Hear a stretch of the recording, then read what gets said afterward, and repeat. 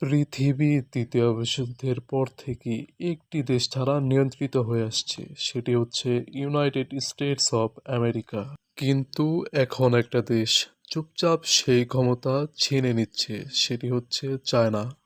তৃতীয় বিশ্বযুদ্ধের পর থেকে আমেরিকা শুধু শক্তিশালী না, সে বানিয়েছে পুরো সিস্টেম, যেমন ডলার এবং ন্যাটো। এটা ছিল দ্য আমেরিকান সেঞ্চুরি। কিন্তু চায়না তা অন্যভাবে খেলছে।